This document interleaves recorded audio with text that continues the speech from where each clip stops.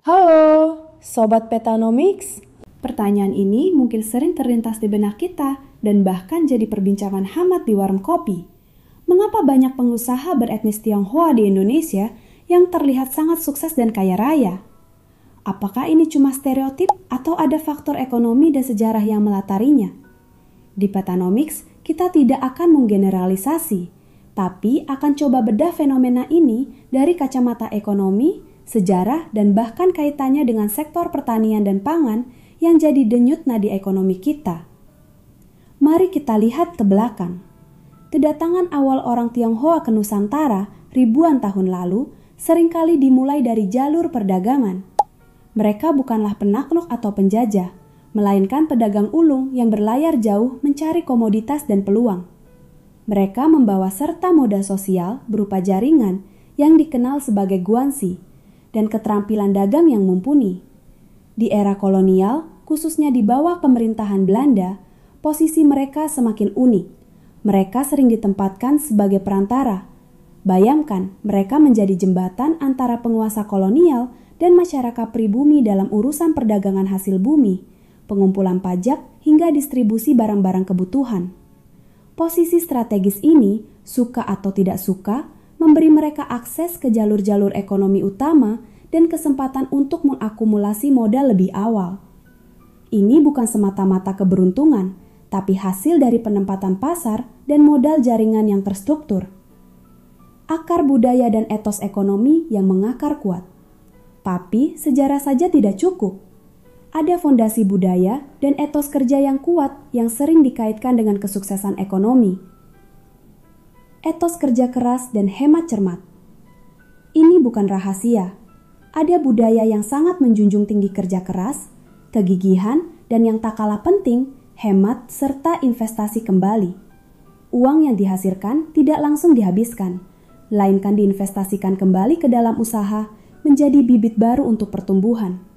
Ini mirip dengan petani yang tidak langsung menjual semua hasil panen, melainkan menyisihkan sebagian untuk benih musim tanam berikutnya, demi panen yang lebih besar. Jaringan guansi dan kepercayaan. Dalam dunia bisnis, kepercayaan adalah mata uang. Jaringan kekeluargaan, komunitas, dan bisnis atau guansi memainkan peran krusial. Mereka saling mendukung, berbagi informasi pasar, dan bahkan memberikan akses modal atau pinjaman antar kerabat yang mungkin sulit didapat dari bank di masa itu.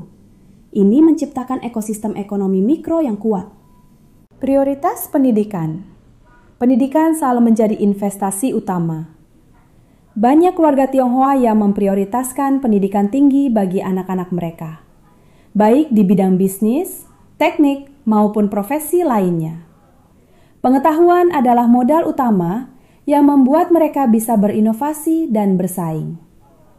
Nah, disinilah Petanomics menunjukkan relevansinya. Ketika kita bicara tentang pengusaha kaya raya, kita sering membayangkan mereka di sektor properti atau keuangan. Tapi tahukah Anda bahwa banyak konglomerat Tionghoa di Indonesia yang akarnya sangat kuat di sektor pertanian dan pangan?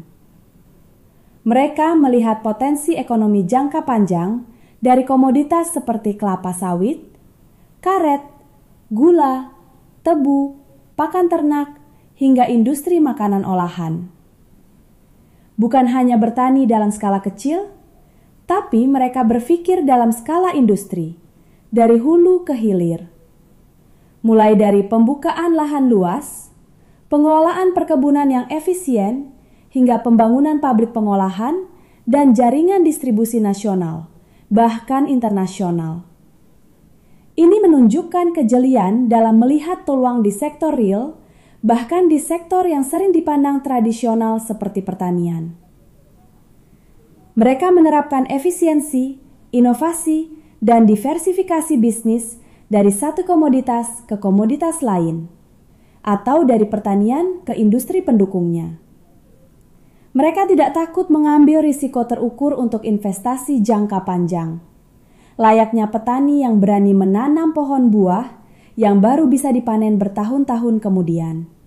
Jadi, kesuksesan ekonomi yang sering disematkan pada etnis Tionghoa bukanlah sekadar mitos atau keberuntungan instan. Ini adalah hasil dari kombinasi kompleks antara faktor historis, budaya yang kuat, etos kerja yang gigih, kemampuan beradaptasi, jaringan yang solid, dan kejelian melihat serta mengoptimalkan peluang ekonomi, bahkan di sektor pertanian dan pangan. Pelajaran Petanomics yang bisa kita ambil adalah pengelolaan modal, baik uang maupun sosial, etos kerja keras, inovasi, dan diversifikasi usaha adalah kunci untuk mencapai kemandirian dan kesuksesan ekonomi, tak peduli latar belakang atau etnisnya. Bagaimana menurut Sobat Petanomics? Apakah Anda melihat pola serupa di sekitar Anda? Mari diskusikan di kolom komentar.